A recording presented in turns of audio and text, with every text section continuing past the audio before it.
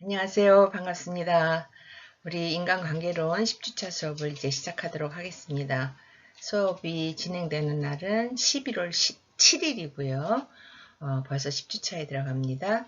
오늘 우리가 다룰 그 내용은 교재 7장 결혼과 인간관계 파트를 다룰 겁니다.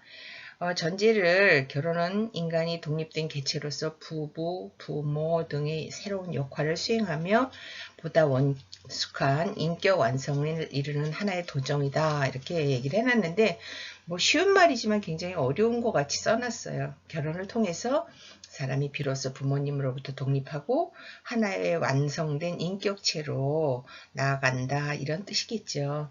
근데 사실 저는 이 수업을 하면서 우리 교재가 한 20년 전에 있는 어떤 연구 자료를 가지고 구성이 되어 있더라고요. 근데 그 20년 사이에 사람들이 결혼에 대해서 갖게 된, 특히 뭐 외국은 잘 모르겠지만 우리나라를 볼 땐 굉장히 사람들이 결혼에 대한 인식과 그 결혼에 대한 필요성 같은 것이 너무나 많이 변해서 교재 중심으로 공부하는 게 좀 한계를 느끼기도 합니다. 네. 그래서 오늘은 그냥 우리 교재를 진도를 나가야 되기 때문에 교재에 있는 내용으로 공부를 하지만 정말 우리가 현실에서 현재 사람들의 의식이라든지 또 결혼을 대하는 태도를 좀 더 깊이 있게 공부하려면 이런 교재 말고 결혼과 가족을 다룬 내용을 공부를 하는 게 더 도움이 될 것 같다는 생각을 합니다. 분량도 이게 한 학기에 결혼과 가족이라는 것을 한 과목으로 다루기도 합니다. 그러니까 굉장히 이게 방대한 양인데 그 많은 양을 한 장에다가 압축을 시켜놨기 때문에 너무 내용이 산만할 수도 있습니다. 그래서 이걸 일일이 다 제한된 시간 안에 설명하는 것은 좀 역부족이고요. 그냥 그런 이해를 하시고 PPT 중심으로 공부를 쭉 하도록 하겠습니다. 목차는 이렇습니다. 결혼이 뭐냐, 그 다음에 배우자 선택을 하는 것의 과정이나 중요성, 그 다음에 예비 배우자와 결혼 전에 논의하고 합의돼야 할 사항에 대한 것, 그 다음에 일반인들이 보통 결혼에 대해서 가지고 있는 환상, 잘못된 생각, 오해 이런 것들은 뭐가 있나, 그리고 예비 부모, 이제 결혼을 해서 부모가 되면 어떻게 부모 역할을 제대로 잘 건강하게 수행할 것인가 하는 부분을 다루고 있고요. 마지막으로는 그러면 성공적인 결혼을 누구나 다 바라고 있는데 그 성공적인 결혼 생활이 이렇게 끝까지 잘 유지되기 위해서는 어떤 노력을 해야 되나, 또 진정한 의미의 성공적인 결혼이란 뭔가, 이런 것을 쭉 다루고 있습니다. 그 다음에 이제 그러기 위해서는 각자 부부가 어떤 역할을 하고 내 역할에 대한 확실한 인식을 하는 것도 중요하다 해서 이렇게 많은 양을 오늘 다루게 되겠습니다. 학습 목표는 행복한 결혼을 위한 배우자의 선택 과정을 보고, 그 다음에 결혼 생활에 잘 적응하는 것, 그리고 마지막 성공적인 결혼에 대해서 이해하는 것으로 학습 목표를 삼았습니다. 여러분, 저하고 여러분들하고 교재 페이지 수가 좀 달라서 제가 페이지 수를 오늘 특별히 소개하지 않으니까 여러분들이 교재 중심으로 좀, 제 책으로는 191페이지인데 아마 2페이지 정도 차이가 있는 걸로 제가 알고 있어요. 그러니까 여러분들이 거기를 참고해서 교재와 비교를 하면서 수업을 좀 보겠습니다. 결혼에 대한 정의를 내렸습니다. 결혼이 뭐냐? 결혼 뭐 너무 다 아시는 거죠. 남자와 여자가 이제 어떤 법적으로 허용하는, 사회적으로 인정하는 관계 가운데에서 부부로 인연을 맺는 것을 결혼이라고 하는데요. 조건이 세 가지, 결혼에 대한 어떤 일반적인 조건을 소개했습니다. 사랑을 바탕으로 서로의 인격과 능력을 보완해 가면서 발전시켜 나가는 주체적이고 평등한 관계이자 성숙한 두 인격체의 만남이다. 그러니까 서로 존중하고 사랑하고 하는 것이 바탕이 되어서 서로 그 관계를 건전하게 발전시켜 나가는 그런 만남을 결혼이라고 한다. 두 번째, 새로운 가정을 이루어가는 출발점으로서 개인과 개인 간의 결합뿐만 아니라 양가 가족 집단이 서로 인연을 맺는 중요한 의례 절차다. 이제 여기서부터 벌써 요즘 젊은이들이 갖는 결혼에 대한 인식이 달라요. 얼마 전에 우리나라 법에서 동거인들을 이제 가정으로 이렇게 법적으로 인정을 해주자라는 얘기가 잠깐 나왔었는데, 그때 제가 들은 이야기 중에 하나가 동거하는 사람들이 반대를 한다는 거예요. 법적으로 자기들을 어떤 가족으로 인정을 해서 뭐 의료법이라든지 여러 가지 세제 혜택을 준다 하는데도 싫다는 거예요. 그래서 그건 뭐냐, 싫은 이유가 도대체 뭐냐 했더니 가족으로 얽히는 게 싫다는 거예요. 지금 가족으로 얽히는 게 싫어서 너하고 나는 서로 사랑하고 함께 살고 싶은데 가족이 되면 그 나머지 복잡한 관계가 싫어서 우리가 결혼을 안 하는데, 동거하는 우리를 굳이 가족이라는 것으로 다시 이렇게 제도 안에다 들여놓으면 환영하지 않는다. 이런 이야기를 듣고, 젊은이들이 이 결혼에 대해서 근본적으로 가지고 있는 생각이 예전에 기성세대들이 갖고 있는 생각하고 너무 차이가 크다는 생각을 했습니다. 근데 여기서도 벌써 정의가, 가정이라는 것 자체가 개인의 만남이 아니라 집단의, 가족과 가족이라는 집단의 만남이라고 정의를 내려놨는데, 이제는 그것도 바꿔야 될 때가 왔다는 거죠. 자, 세 번째, 가정과 문화의 생활 배경을 달리한 성숙한 남녀가 그 사회가 정하는 법이나 제도 또는 규범적 틀에 따라 가족 형성을 목적으로 실행하는 계약이다. 이거는 이제 이해가 되실 겁니다. 자, 결혼의 의미가 뭘까? 예, 그걸 194페이지 정도 보세요. 결혼의 의미를 보시면 우리 교재에는 7가지로 정의를 내렸습니다. 첫째, 법적 책임의 관계다. 결혼을 해서 혼인신고를 하면 그 이전에는 그저 타인, 각각 서로 사랑하는 개인으로 존재하던 사람들이 법적으로 책임과 권리를 가지게 되고, 그 다음에 서로 보호자가 되고 재산을 공유하고 상속을 받을 수 있는 관계가 되는 거죠. 그래서 법 안에서 보호도 받고 책임과 권리가 생기는 그런 것이 결혼의 의미다. 두 번째는 사랑의 실현이라고 그랬는데, 사람들의 가진 욕구 중에서 굉장히 강력한 게 사랑하는 사람하고 오래 함께 살고 싶다는 욕구가 강하다는 거죠. 그래서 이것을 실현할 수 있는 것이 결혼이라고 전통적으로 생각을 했는데, 글쎄요, 이것도 또 의문이 가는 거예요. 과연 결혼이라는 것이 사랑의 완성인가? 우리가 앞에서 사랑과 우정에 대해서 다뤘지만, 사랑이라는 감정이 물론 책임도 거기에 추가가 돼야 돼요. 그 사랑이라는 것을 이렇게 건강하게 유지하기 위해서는 책임감도 필요하지만, 이렇게 사랑을 하는 사람이 결혼이라는 제도권에 들어가서 안정은 되겠지만 그렇게 해서 그것이 완성이 되는 것인가에 대해서는 우리가 또 다른 의미를 여기서 찾아봐야 될 것 같아요. 근데 하여튼 정의를 이렇게 두 번째는 내렸습니다. 세 번째는 성적인 욕구의 합법성을 부여받고 이를 충족하기 위해서 결혼을 한다. 사람들이 성인이 되면 생물학적으로 성욕이라는 것이 이제 우리가 성장하고 발달하기에 따라서 생기는 거죠. 이체 성징이 나타나고 당연히 아주 자연 발생적이고 자연스러운 현상인데, 이 성욕을 해결하는 가장 합법적인 방법은 결혼을 통해서 사회가 인정하는 관계가 되고 그 관계 가운데에서 성관계를 그러니까 허용받는 제도가 결혼이라는 거죠. 우리 너무나 잘 아는 것처럼 결혼하지 않은 남녀가 뭐 성적인 관계를 가지면 어떤 비난과 또 문제를 지적하는 그런 대상이 되지만, 부부가 되어서 자녀를 낳고 성적인 관계를 유지한다고 해서 아무도 그걸 문제 삼지 않죠. 이렇게 결혼이라는 하나의 통과 의례를 통해서 이런 어른이 되었다라는 인증을 받게 되는 거죠. 자녀 출산의 기회를 갖게 되고요. 그 다음에 정서적인 안정을 추구합니다. 옛날에 우리나라 속담에 남자가 호래비가 3년이면 이가소말, 또 여자 과부가 3년이면 엽전이소말, 이런 속담이 있습니다. 이게 뭐냐 하면 저는 그거는 이제 6번째 얘기지만, 5번째는 우리가 이렇게 혼자서 생활하는 것이 자유롭고 뭔가 구속받지 않고 그런 삶의 장점도 있지만, 사람은 더불어 함께 살고 누군가에게 응원을 받고 지지를 받는 욕구도 같이 존재하죠.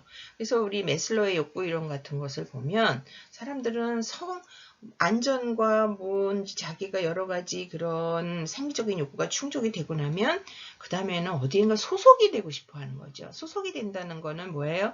내가 들어가서 내가 살아가는 의미도 거기서 찾고 또 내 어떤 능력도 발휘할 수 있는 그런 집단의 사람들은 속해 있을 때 안정감을 느낀다는 거죠. 결혼이라는 것이 그런 의미가 있다. 좀 전에 설명하려다 제가 다음으로 설명을 넘긴 게 바로 경제적 협력이에요. 아까 말한 남성 호래비섬 3년, 과부 3년 이런 얘기 우리 과거의 전통적인 속담인데 거기서 주는 메시지는 각각 남성과 여성이 가지고 있는 어떤 기능적인 특징이 다르다는 거예요. 그래서 전통적으로 남자들은 외부에서 돈을 벌어오는 거, 여자들은 안에서 그것을 잘 규모 있게 이게 저축도 하고 살림을 해서 가게를 풍성하게 꾸려나가는 거, 이것이 과거의 남자와 여자에게 주어진 기능이었어요. 지금은 시대가 달라져서 서로 맞벌이도 하고 함께 힘을 합쳐서 가게를 이렇게 풍성하게 하는 그런 역할도 이 결혼을 통해서 가능해진다는 얘기를 이렇게 설명을 하고 있습니다. 일곱 번째는 성인으로서 신분을 획득한다. 우리나라도 성년의 날이 있죠. 5월달에. 그래서 이 성년이 된다는 것은 뭔가 이제 어른으로 인정을 받는다는 거예요. 어른이라는 게 우리가 명사지만 사실은 동사, 어르다라는 동사에서 온 어른이라는 명사예요. 어르다라는 동사는 성관계를 할 수 있다라는 얘기예요. 성관계를 했다 이런 얘기예요. 그래서 어른이 되면 우리 옛날에 남자들은 상투를 틀고 여자들은 댕기머리 들였던 머리를 쪽을 짚고 그래서 우리는 이제 사회적으로 어른, 성인의 신분을 획득했다라는 것을 그렇게 나타냈죠. 그것처럼 결혼을 통해서 이제는 내가 그런 어떤 성인의 보호를 받는 그런 미성년자가 아니라 내가 주체적으로 인생을 살아가고 책임감 있게 인생을 살아갈 수 있는 신분이 된 어른으로서 신분이 변했다라는 것을 결혼이라는 것이 또 하나의 의미를 거기에서 찾는다 이렇게 설명을 하고 있습니다. 그 다음에 이제 배우자 선택에 대해서 보겠습니다. 저는 이제 여러분하고 만약에 대면 수업을 하면 결혼에 대해서 굉장히 강조해야 되는 것 중에 하나가 우리가 세상에 태어날 때는 내 선택권이 하나도 없어요. 내가 우리 부모님을 선택한 것도 아니고 내가 대한민국 국민이 되고자 했던 것도 아니고 그 다음에 뭐 내가 흑인 백인 이런 피부색이라든지 경제적인 문제라든지 문화권이라든지 시대적 배경이라든지 어느 하나도 내 의지와는 전혀 관계없이 우리 세상에 왔어요. 그렇지만 그렇게 내 의지에 반영이 되지 않고 살아가는 인생이 참 어떻게 보면 억울하잖아요. 그런데 너무나 다행히 그 과정 중에 한 번은 내가 내 인생에 어떤 선택을 할 수 있는 기회가 주어지는데 그것이 바로 결혼이라고 생각을 해요. 그러니까 내가 어렸을 때 어떤 성장 배경을 가졌고 어떤 부모님 밑에서 나 태어나서 자랐느냐 이것도 중요하지만 그렇게 일생을 그 영향권에 사는 게 아니라 뭔지 이제는 내 의지를 가지고 내 남은 인생을 살아갈 수 있는 한 번의 또 다른 선택을 하는 기회 이게 결혼인데 그렇기 때문에 배우자를 선택한다는 것은 너무너무 중요하다는 거죠. 잘해야 된다. 남은 내 인생이 결정되어지는 순간이기 때문에 너무 중요하다. 결혼은 사회적으로 안정된 남녀 한 쌍의 정신적, 육체적 결합이자 가정 형성의 기본이 되는 거 맞죠? 그 다음에 부부관계가 한 개인의 삶에 차지하는 비중만큼 배우자의 선택은 매우 중요하다. 지금 제가 앞에서 설명한 부분이 두 번째예요.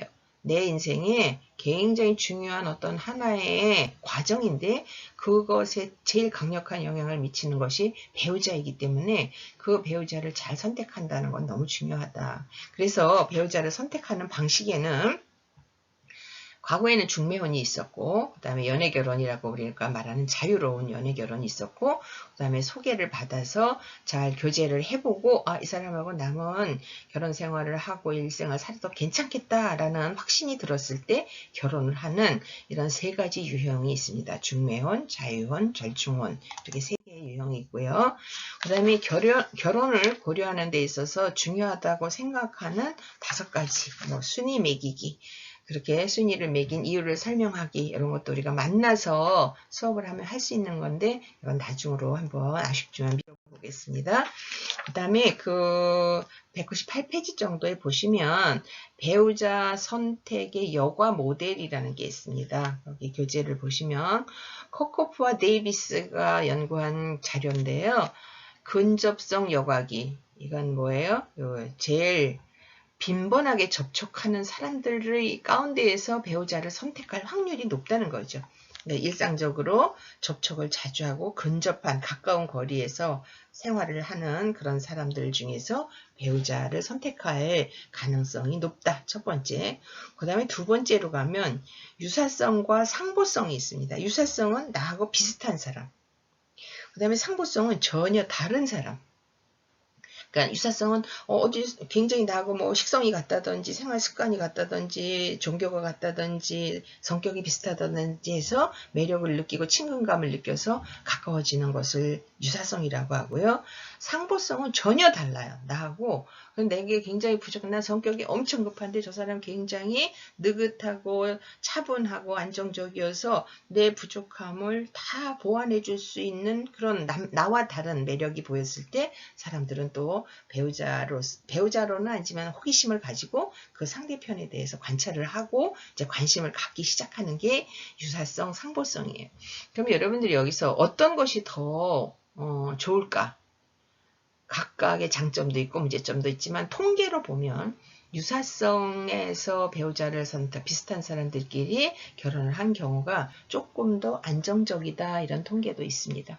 그 다음에 이렇게 해서 관심을 갖고 그 다음 단계로 가면 개인적 매력 여과기가 있습니다. 상보적인 사람 중에서 개인적 매력을 느끼는데 그 느끼는 대상으로 좁혀지고요. 사람들은 그 외모를 보고 사람을 판단하는 경향이 있는데 잘생긴 사람, 예쁜 사람이 갖는 후광 효과가 있다고 그래요. 그러니까 잘생긴 사람은 뭐예요? 성격도 좋고 매너도 좋고 뭐 다 굉장히 좋을 거라는 어떤 프리미엄을 갖고 간다는 거죠. 그래서 이런 것이 이제 개인적 매력 여과기, 매력 여과기에서 얻을 수 있는 효과. 그 다음에 조화성 여각이라는 게 있습니다. 상대편이 매력적이라고 해서 반드시 그 사람이 끌리는 건 아니에요. 매력을 느끼는 사람이 자기와 조화가 될 수 있을 때 자기만큼 매력적인 사람에게 끌리기가 쉽다 그랬습니다. 그래서 그 조건을 보니까 개인적으로는 뭐 외모라든지 성격적으로, 경제적으로 또 그 사람이 가진 신념과 가치, 흥미나 취미, 이상형 이런 것이 개인이 가지고 있는 조화성 여과기에서 이제 걸러지는 하나의 조건이 되는 거죠. 다섯 번째가 선택 여과기라는 게 있습니다. 선택 여과기에는 당위 항목과 사치 항목으로 구분되는데 뒤에 가서 또 설명을 합니다. 그것을 보고 여기 선택 여과기를 거쳐서 결혼을 이루는데 이것을 설명을 뒤에서 보겠습니다. 앞에서 한 얘기를 여기 다시 한번 쭉 썼습니다. 근접 여과기 맨 위에 근접 여과기는 가까운 빈번하게 접촉하는 사람들하고 이제 만나서 우리가 가까워질 가능성이 높다. 유사성과 상보성은 나하고 유사하거나 전혀 반대되는 사람들이 이제 만나서 배우자로서 어떤 잠재적 배우자로서 관계를 유지하게 되는데 현재까지 연구를 보면 비슷한 사람들끼리 결혼했을 때 성공할 확률이 더 높다라고 통계가 있다는 거. 그 다음에 개인적 매력 여각이 아까 말했죠. 그 사람이 가지고 있는 외적인 어떤 매력이 그 신체적 조건이 날씬하다든지 뭐냐 남자들은 약간의 근육이 있어서 굉장히 건강해 보인다든지 뭐 여자들이 아주 어떤 매력적인 그런 모습을 가지고 있을 때 그 사람에 대해서 우리는 어떤 깊이 알기 이전에 눈에 보이는 것을 가지고 좋은 이미지, 좋은 인상을 갖고 접근하게 된다는 얘기겠죠. 그 다음에 조화성 여각이 매력을 느끼는 사람이 자기가 조화를 이룰 수 있을 때 그 자신만큼 매력적인 사람에게 끌리기 쉽다. 그래서 조화성 여각에는 외모, 성격, 아까 말한 것처럼 경제력, 신념, 흥미, 이상형 이런 조건들이 여기 조화성 평가 요인으로 존재합니다. 그 다음에 선택 여각이 조금 전에 제가 뒤에 가서 설명하겠다고 했는데 당위 항목과 사치 항목이 있어요. 선택 여각에는 뭐냐면 당위 항목은 배우자로 선택되는 사람이 반드시 갖고 있어야 될 특징. 뭐가 있을까요? 당위 항목에는 무슨 당위 항목이라고 하면 경제력이라든지 뭐 또 아니면 종교라든지 나는 반드시 나하고 믿음이 같아야 돼. 아니면 나는 뭐 집안에 그 사람들이 형제가 없는 사람이 좋아. 아니면 나는 형제가 많은 사람 가운데에서 화목하게 큰 사람이 좋아. 이런 배우자가 내가 선택하는데 반드시 구비하고 있어야 될 어떤 특징을 당위항목이라고 하고요. 사치항목은 장래 배우자가 지니고 있으면 좋긴 하지만 없어도 되는 것을 사치항목이라고 합니다. 이런 거 이해가 되실 거예요. 네, 이런 거를 가지고 이제 배우자를 선택을 하는데, 루이스가 말한 심리적 과정을 통해서 과정을 중시한 결혼에 이르는 6단계를 이렇게 설명을 했습니다. 이건 이제 여러분들 교재에는 한 201페이지 정도 있고요. 루이스는 배우자를 선택하는 심리적 과정을 중요시했고 결혼에 이르는 6단계를 제시했는데, 첫째는 유사성, 둘째는 라포 형성, 셋째는 자기 공개, 넷째는 역할 탐색 단계, 다섯째 역할 조화 단계, 상호 결정 단계, 이렇게 해서 결혼이 이루어진다. 그러니까 이건 다 비슷한 얘기, 앞에서 한 얘기하고 공통점이 있는 것, 그 다음에 뭔가 공감대가 형성되어지고 그 사람에 대해서 호감과 친밀감이 생겼고, 그 다음에 나를 공개하고 솔직히 나를 표현할 수 있게 되고, 그 다음에 그 상대편에 대해서 기대감이 생기고 그 사람에 대해서 이제 탐색을 해서 확신을 얻는 단계. 그래서 내가 이 사람과 평생을 함께 할 수 있을 때 양보할 것과 나에게 도움이 되는 거에 대한 어떤 정보를 많이 수집하고 배우자로 결정하게 된다. 이게 루이스의 이야기입니다. 결혼 전에 배우자와 논의, 합의해야 될 상황이 있습니다. 첫째, 삶에 대한, 부부가 서로 적응하는데 삶의 가치관, 관심사, 도덕관이 중요한데요. 첫째, 삶의 가치관이 같아야 돼요. 어떻게 살아갈 건가, 어떤 가치를 최우선으로 설정할 건가를 의논하고 삶을 공유하기로 약속한 두 사람이 결혼 전에 합의해야 할 최우선의 과제가 삶의 가치예요. 우리는 살면서 뭘 중요하다. 우린 결혼해서 정말 예전에 우리 너무 가난했으니까 열심히 살아서 돈을 좀 많이 벌고 부를 축적해서 우리 후대에게는 안정적인 그런 환경을 물려주자. 이게 삶의 가치일 수도 있고요. 아니야, 우리는 열심히 살아서 어려운 사람들에게 나눠주고 거기서 인생의 의미와 보람을 찾아가는 나눔을 그런 삶의 중요한 가치로 여기고 살자. 굉장히 다르지만 둘이 그게 맞아야 된다는 거죠.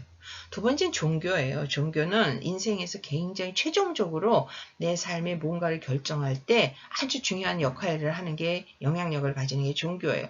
그래서 우리가 그렇게 젊었을 때 잘못 생각하는 것 중에 하나가 살면서 서로 합의하고 양보해서 종교의 어떤 부분을, 나는 불교고 너는 기독교인데 살다 보면 서로 사랑하면 내가 이 정도는 양보할 수 있어. 당신은 나의 이 정도 양보하면 돼.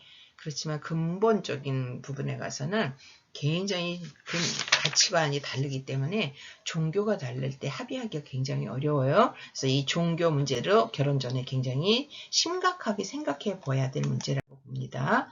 그 다음에 부부관계에서 파생하는 문제에 대한 논의는 어떻게 할 것인가. 살다 보면, 결혼을 해서 살다 보면 결혼 전에 예기치 못한 문제들이 굉장히 많이 발생을 하는데, 그 중에서 몇 가지를 이렇게 다뤘어요. 첫째가 자녀를 며칠 낳아서 기를 것이냐.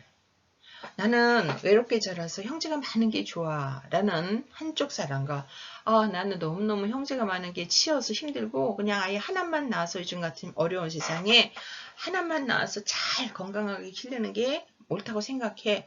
이런 것도 다를 수 있잖아요. 그래서 그런 가족 계획, 자녀에 대한 계획을, 그 다음에 아이를 우리는 뭐 공부를 열심히 시켜서 정말 엘리트의 그런 아이로 기를 것이냐, 아니면 아니야, 건강하고 바르고 인성이 잘 구비되어 있는 정말 반듯한 아이, 누가 봐도 잘 자란 알토란 같은 아이로 키우는 게 중요하다고 생각해.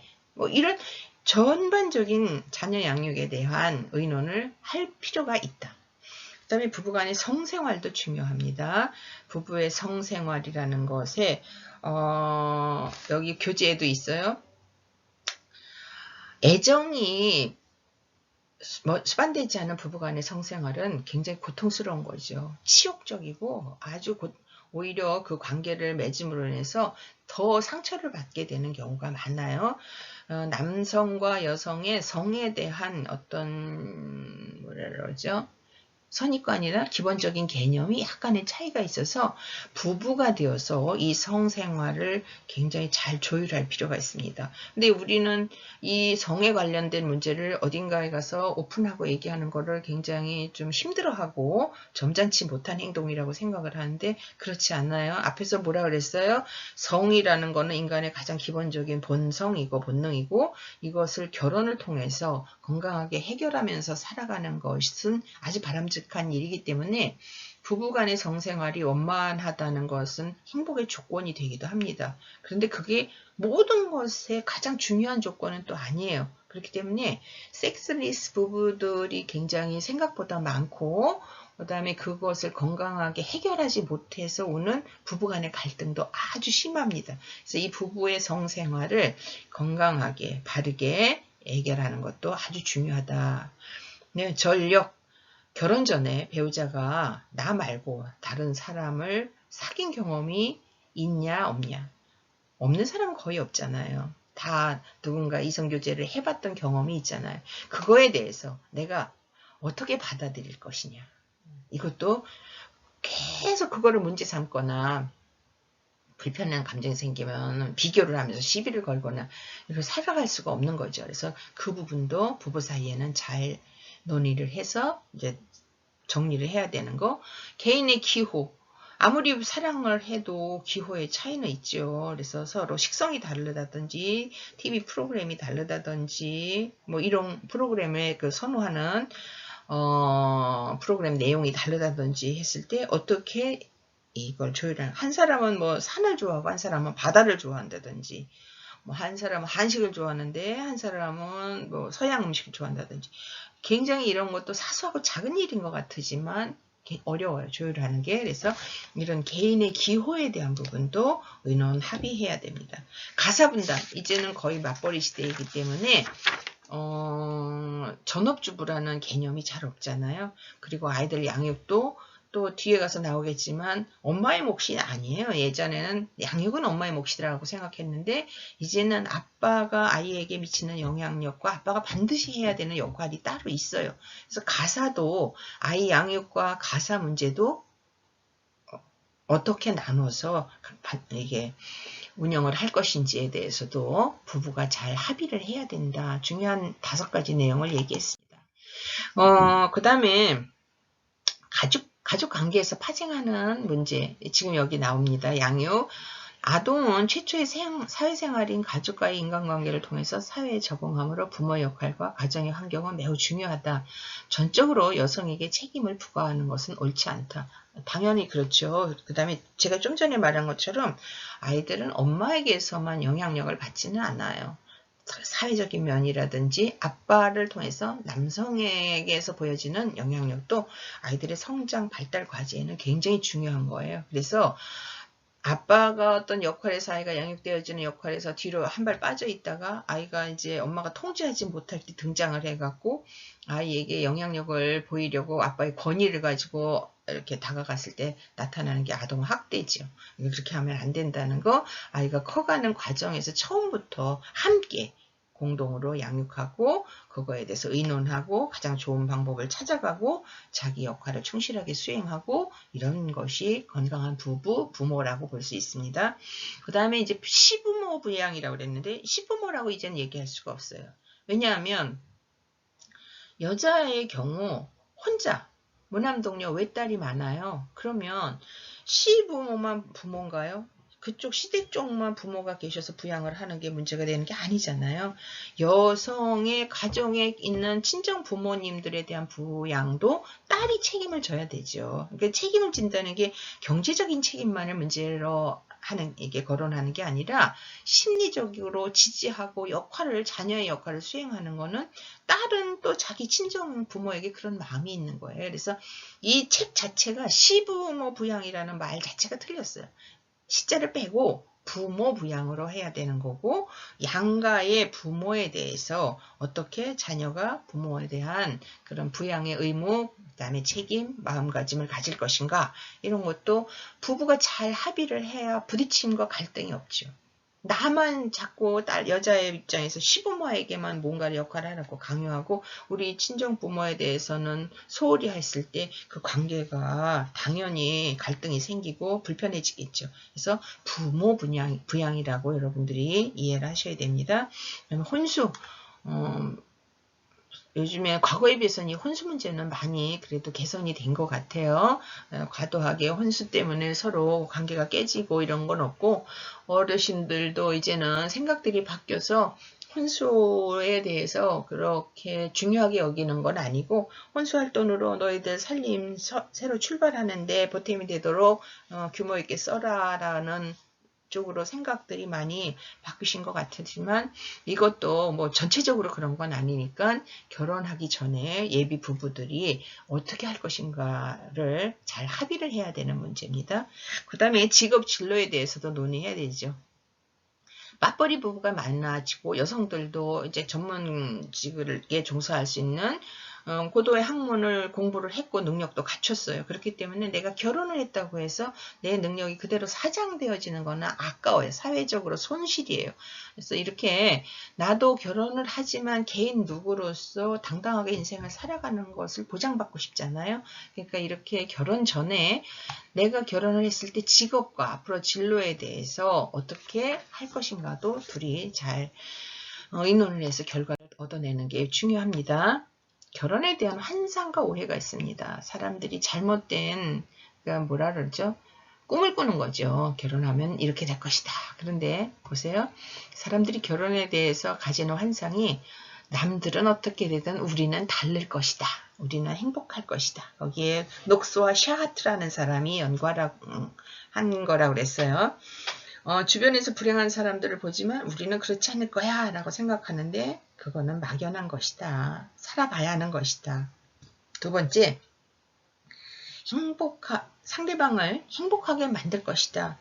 당연히 그래야 되겠죠. 근데 살면서 시간이 경과되어지면 사람들이 거기서 전에 미처 보지 못했던 무엇인가가 보이면서 불편해지고 갈등을 빚을 수가 있어요. 그래서 이런 것도 이제 결혼에 대해서 잘못 생각하고 있는 어떤 환상 중에 하나다.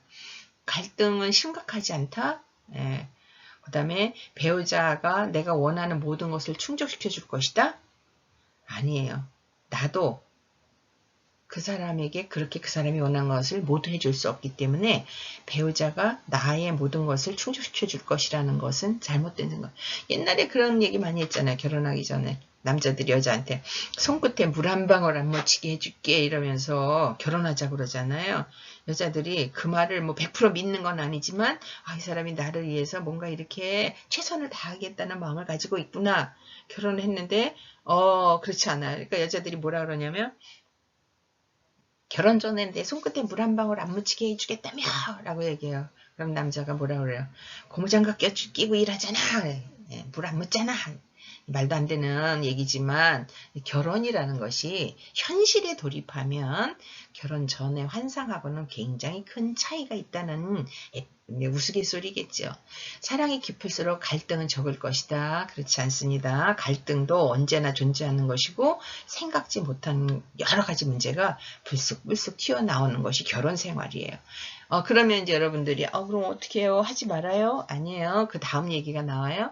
결혼은 동거나 연애 생활과는 달라요. 왜냐하면 보세요. 여러분들이 뭐 연예인들이라든지 주변에서도 결혼이라는 것을 하지 않고 10년 이상 연애하는 사람들 많이 있어요. 근데 그냥 잘 살아요. 그런데 그 사람들이 결혼을 하고 나서 1년 만에 이혼을 했다고 그래요. 이게 뭐지? 결혼과 연애, 동거는 뭔가 다른 서로 감정적으로나 주변 사람들의 기대나 이런 것이 다른 부분이 굉장히 많다는 의미죠. 동거하는, 연애하는 내 아들이 연애를 하는데 그 상대편에게 이쪽 남자 쪽에서 명절에 인사 오지 않는다고 해서 못돼 먹었다 그러지는 않잖아요. 예의 없다 뭐 이러지는 않잖아요. 근데 결혼식을 딱 하고 나면 며느리가 명절에 시댁에 오지 않으면 큰 일이 나는 거잖아요. 이렇게 결혼과 동거 연애는 굉장히 현실에 돌입하면 차이 있는 부분이 굉장히 많습니다. 결혼으로 야기되는 출산, 자녀 양육, 고부관계, 경제적 민직, 부부 갈등 이런 현실적인 문제들이 결혼을 통해서 나타나면서 이제 결혼에 대해서 가졌던 환상이 무너지기 시작을 하죠. 사람들이 결혼에 대해서 가지고 있는 오해도 있습니다. 사람들이 결혼을 하는 것은 서로 사랑하기 때문이다. 근데 그런 이유가 제일 많아요. 제일 많은데 그 외에도 내가 뭔가 결혼을 하지 않으면 문제 있는 사람으로 보이는 사회적 관습, 부모님의 압력, 그 다음에 그런 어떤 생리적 욕구를 해결해야 되는 문제, 외로움, 경제적 이유 이런 이유로 결혼을 하죠. 건강하진 않지만 이런 이유로 결혼을 하는 경우도 있다. 결혼 생활을 원만하게 하는 사람들은 대부분 서로 사랑한다. 사랑하지만 사랑 외에도 서로 인내하고 존중하고 솔직하게 또 서로의 도움이 되는 부분을 꾸준히 찾아서 그것을 잘 지원하면서 노력하면서 사는 부분도 반드시 있다는 거. 자녀가 생기면 결혼 생활의 잠재적인 어려움이나 만족하지 못했던 부분이 자동으로 개선된다. 옛날엔 그랬어요. 아이가 있기 때문에 내가 참고 아이가 어떤 고리가 되어서 이혼하고 싶고 그만 살고 싶은데도 아이의 장래를 생각해서 인내하면서 그 위기를 넘겼던 선택을 했어요. 과거의 어른들은. 지금은 그렇지 않아요. 아이 때문에 오히려 결혼 생활이 더 힘들어지고 갈등이 더 많아지는 경우를 볼 수 있어요. 그래서 자녀가 결혼 생활을 안전하게 유지시키는 도구가 되지는 않아요. 외로움은 결혼을 통해서 치유된다. 누가 그런 얘기를 했어요. 혼자 살아서 외로운 것보다 둘이 살면서 외로움이 더 크다라는 얘기를 하더라고요. 얼마나 가슴 절절한 얘기예요. 결혼을 했다고 해서 외로움이 다 치유되지는 않아요. 그래서 근데 둘이 살면서 외롭다는 걸 느끼면 더 마음이 공허해지겠죠. 결혼을 통해서 외로움이 완벽하게 치유되는 건 아니에요. 만일 배우자에게 나는 당신과 결혼한 것이 후회스러워라고 소리 지르면 그것은 결혼의 실패를 의미한다. 우리가 감정이 치받치고 뭔가 격해지면 이런 소리를 이렇게 내뱉을 수 있잖아요. 그런데 그 한마디를 했다고 해서 그것이 계속 우리 결혼은 이제 파탄이구나, 종결이구나 이렇게 생각하면 안 된다는 거죠. 감정적인 부분에서 나온 소리는 그것에 대해서 사과하고 반성하고 그때에 대해서 설명을 하면서 해결을 해 나가야지.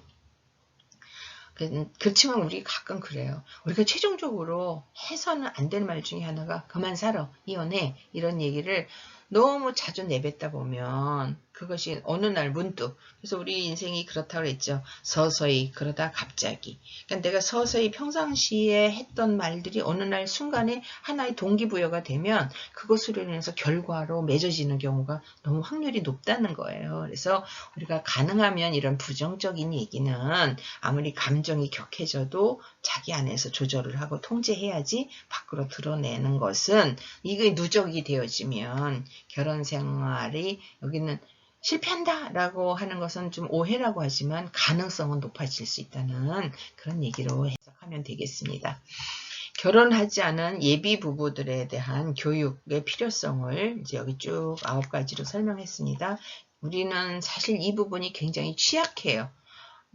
결혼하기 전에 그런 얘기들 하잖아요. 사람이 운전을 하려고 해도 연습을 하고 면허를 받아서 당신 안전하게 운전할 수 있다라고 그 국가가 인정을 해줄 때 비로소 운전대를 잡을 수 있는데 결혼이라는 것도 부부가 된다는 거 이거를 운전과는 비교도 할 수 없이 중요한 일이고 정말 교육을 잘 받아야 되는데 그런 교육의 과정이 없었어요. 그리고 그냥 부모가 됐어요. 그래서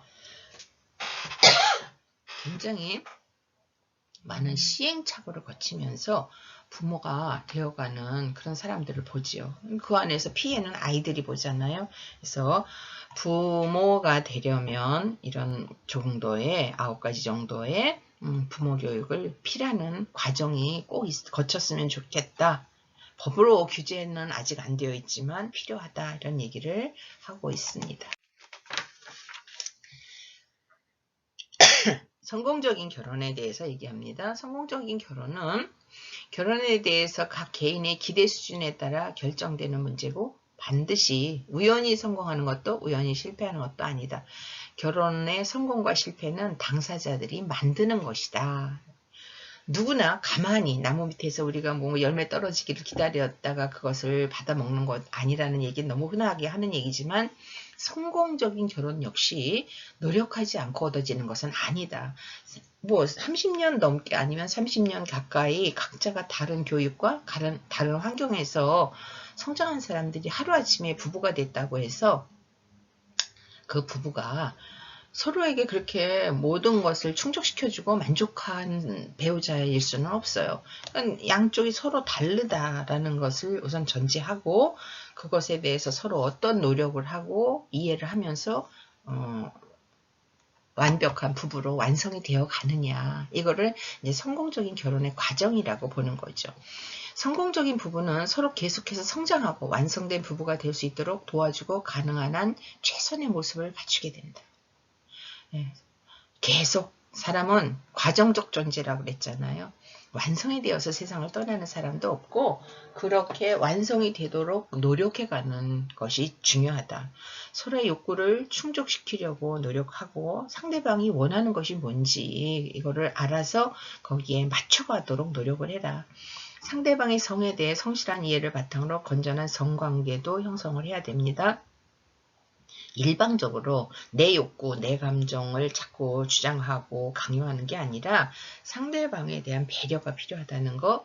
그 다음에 싸움이라는 것을 너무 부정적으로 생각하고 우린 너무 싸움을 많이 해서 우리 가족은, 우리 부부는 위험해. 싸움 자체가 위험한 게 아니라 싸운 후에 그것을 어떻게 화해하고 해결하느냐. 또 싸움의 방식이 어떤 방식으로 싸우느냐, 이게 관계 개발이에요. 싸울 때 서로 너무 정말 건드려서는 안 되는 가장 치명적인 부분을 건드린다든지, 그 다음에 싸우고 나서 해소를 하지 못하는, 화해를 하지 못하는 그런 관계가 오래 지속되면서 서로의 감정에 앙금이 생겨서 이렇게 나중에 본질적으로 관계가 틀어지면 안 되는 거죠. 그래서 싸울 때 우리가 최소한 마지노선 건드리지 말아야 될 것은 뭔가. 서로 나는 평상시에 좋은 감정일 때 나는 우리가 감정이 치받쳤어도 당신이 최종적으로 이런 말까지는 안 했으면 좋겠어 라는 거를 전달을 상대편에게 해서 조심을 해야 되겠죠. 일종의 생활 방식이 된 자신들의 결혼 생활에 대해서 서로 비중을 둔다. 이제는 원가족 부모님들과의 과거에 살던 방식이 아니라 결혼을 해서 우리의 습관, 우리의 방법, 우리의 어떤 살아가는 방법이 더 중요하니까 그것을 더 중요하게 여겨라. 이것을 이제 5번째 설명을 이렇게 했습니다. 동성혼에 대한 찬성과 반대가 있고요. 이건 나중에 다루겠습니다. 그 다음에 이제 부부가 되어서 서로 성장해가는, 아까 제가 과정적 존재라고 그랬잖아요. 신혼 부부가 되어서 시간이 경과되어지면서 1년차, 2년차, 3년차 이렇게 부부로서 뭔가 관계도 익숙해지고 성숙해지는데 거기에는 각 역할, 과업이 있어요. 발달 단계에 과업이 있다는 거예요. 서로 부부의 각자의 역할과 그 가족의 역할이 뭔지를 알고 그 다음에 정서적 지원하고 개인적 성취를 이룰 수 있도록 돕고 개인의 습관을 잘 이해하고 적응하고 배우자의 습관, 서로의 습관에 대해서 적응하고 이게 너무 설명이 많은 부분인데 이렇게 그냥 글자로만 이해를 합니다. 정리정돈 안 하는 아내와 너무 철두철미하게 깔끔하고 정돈이 정말 습관화되어 있는 남편이 만나서 생활을 하면 아주 힘들어요. 왜냐하면 계속 이해가 안 되는 거예요. 왜 저러고 사는지. 그러면 싸우죠. 지적하고 잔소리한다고 힘들다 그러고 싸워요. 그 다음 이 사람들의 문제를 해결하는 거는 개인의 습관에 대해서 이해하고 그거에 대해서 받아들이고 그 다음에 상대편이 이렇게 내가 행동하면 얼마나 불편한가를 받아들이고 내가 노력을 해서 개선을 하고 이런 과정이 필요하다. 그러니까 이걸 발달 과업이라고 하는 거죠. 그 다음에 부부의 성생활에도 적응해야 되고 의사소통 기술도 발달시켜야 됩니다. 중요한 거는 경제적 문제 관리를 어떻게 할 것이냐. 뭐 외벌이인지 맞벌이인지에 따라서 자기네 집의 소득이 어떤 식으로 발생하는지가 다르잖아요. 또 맞벌이면은 아내의 소득 된 부분을 경제적으로 우리가 어떻게 관리할 것인지 이것도 서로 합의를 해야 돼요. 친족관계 확립하기, 친인척관계, 그 다음에 양가 부모에 대한 거, 그 다음에 가족과 직업 중 우선순위 결정하기. 이게 우선순위라는 게 사실은 애매하기는 해요. 그렇지만 서로 이것을 어느 하나도 포기할 수 없는 상황에서는 비중을 어떻게 하고 내가 도와야 될 부분이 뭔지에 대해서 서로 합의를 하는 것이 굉장히 중요합니다. 결혼 초에 자기들의 기대와 다르다는 사실을 발견하고 앞으로의 결혼 생활에 대한 갈등과 후회를 고민하는데 결혼 초에 그래서 이혼율이 높아 3년 안에 이혼을 하는 사람들이 많은 이유가 너무 기대하고 다르다는 거를 그때 발견하고 위기를 건강하게 해결하고 넘기지 못하면 그때 이혼을 하는 확률이 굉장히 높고 또 요때 권태기라는 것이 오면서 이혼 확률이 높아지는 데죠. 이게 위기인데 이걸 넘기면 그 다음부터는 생활로 받아들이면서 잘 부부로서의 관계가 안정기에 들어가게 됩니다. 이런 부부관계에 대한 노력에 대해서도 지금 설명한 부분이 이렇게 쭉 설명이 되어 있습니다. 여러분들이 교재나 PPT를 참고해서 이 부분은 한번 보시기 바랍니다. 역할 확립하기, 성공적인 부부가 되기 위해서는 이런 위기를 성공적으로 해결하고 지속적인 애정견, 부부가 됐다고 해서 연애할 때는 그냥 좋은 말 해주고 예쁜 모습 보여주고 뭐 소중한 거 있으면 그 사람에게 주지 못해서 애를 쓰고 이랬는데 결혼하고 나서는 그런 것이 없어지잖아요. 그러지 말아라. 결혼하고 나서도 애정 표현을 해라. 가끔 꽃도 사주고 이벤트도 좀 하고 이런 것이 필요하다는 거예요. 배우자에게 헌신하며 성실한 태도를 유지해야 되고 칭찬과 감사 이거 굉장히 중요해요. 결혼했다고 해서 쑥스러워 나는 그런 거 못해 닭살도다 이러고 그거 철회하면 안 되고요. 배우자에게 감사하고 칭찬하는 거 아무리 해도 돈도 안 들고 세금도 안 붙고 그런 거예요. 그렇지만 너무 중요한 거기 때문에 칭찬과 감사는 남발을 하셔도 괜찮습니다. 근데 립 서비스로만 하는 게 아니라 진심을 담아서 해야 되는 거죠. 개방적, 솔직한 대화해야 되고 인생관, 가치관, 역할 기대 일치시키기. 유연하고 융통성이 있는 성숙한 태도. 너무 고지식하고 내 생각에만 옳다고 내 것만 주장하는 태도보다는 조금 상대편에 대해서 받아들이고 이해하려는 태도가 필요하다. 배우자에 대해서 관용과 인내를 가져야 되고 동반자 활동. 그래서 뭔가 취미 활동을 함께 한다는 거 굉장히 중요한 거예요. 배우자가 좋아하는 활동을 함께 하면서 공통의 관심사, 화제를 끌어내면서 그렇게 건강한 관계를 유지하는 것 굉장히 중요합니다. 원만한 부부관계를 위해서 의지를 갖고 꾸준히 노력해라. 노력하지 않고 공짜로 얻어지는 건 세상에 아무것도 없습니다. 부부관계도 마찬가지로 내가 애쓴 만큼 노력한 만큼 그것이 좋은 결과로 돌아오기 때문에 노력을 하라는 얘기로 매듭을 짓고 있습니다. 오늘도 수고 많이 하셨고요. 여러분들이 오늘 10주차 수업을 마쳤기 때문에 다음 주는 벌써 11주차 수업을 11월 14일에 하게 됩니다. 11월이 되니까 갑자기 뭔가 한 것도 없이 또 이렇게 비대면으로 한 학기가 끝나간다는 느낌이 들면서 아쉬운 생각이 많이 드는데요. 여러분들도 비슷한 생각을 하는 분도 있을 것 같습니다.